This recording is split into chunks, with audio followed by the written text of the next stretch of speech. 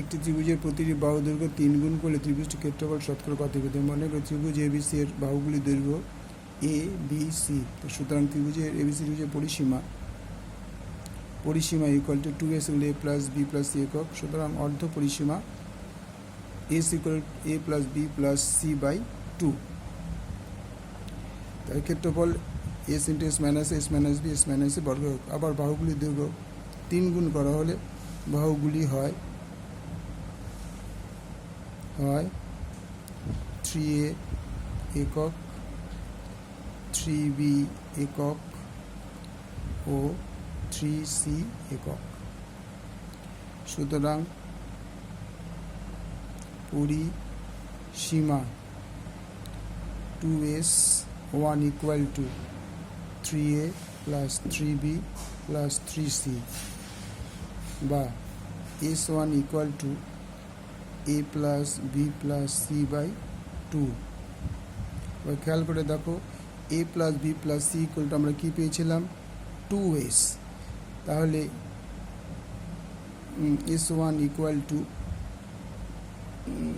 3/2 into 2s। তাহলে s কেটে গেল equal to 3s। s1 equal two হয়ে গেল 3s। সুতরাং ত্রিভুজের ক্ষেত্রফল equal to √, s1 minus 3a, s1 minus 3b, s1 minus 3c বর্গ একক। আচ্ছা, s1 মানে আমরা কি পেয়েছি? 3s।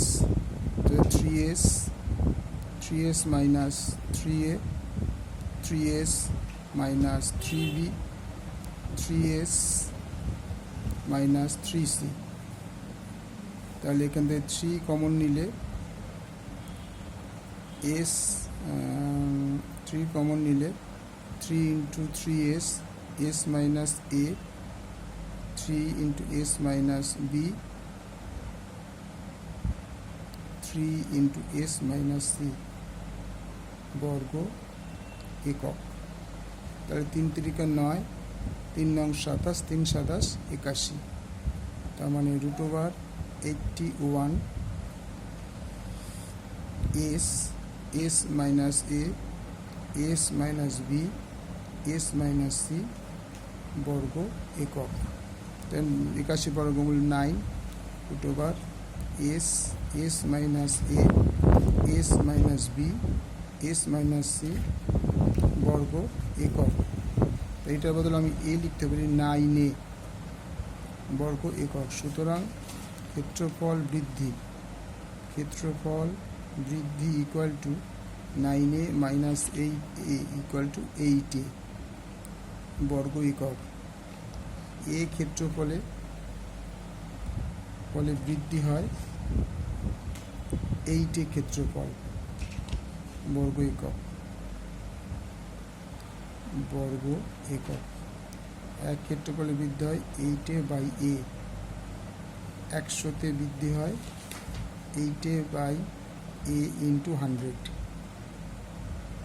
ইকুয়াল টু 800% বৃদ্ধি পায়। ওকে, থ্যাংক ইউ। 800% বৃদ্ধি।